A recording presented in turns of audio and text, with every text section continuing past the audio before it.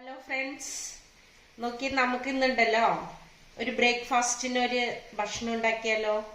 നമുക്ക് പെട്ടെന്ന് കഴിക്കാൻ പറ്റിയത്. അതിനാവശ്യമുള്ള സാധനങ്ങളാണ് ഓട്സ്, മുട്ട, റോബസ്റ്റ് പഴം ആട്ടോ എടുക്കണ്ടേ, റോബസ്റ്റ് പഴം, പാൽ.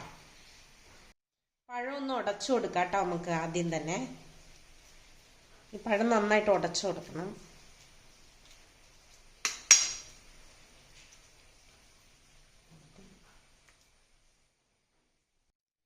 ഞാൻ മുട്ടയുണ്ടല്ലോ, മുട്ടയും പിന്നെ പാലും പഴവും കൂടി ഒന്ന് ക്രഷ് ചെയ്തിട്ട് വരാം കേട്ടോ. ഇനി നമുക്ക് ഇങ്ങനെ ഇട്ട് കൊടുക്കാം കേട്ടോ. എന്നിട്ട് തിരിച്ചു മറിച്ചു ഇട്ട് കൊടുക്കണേ.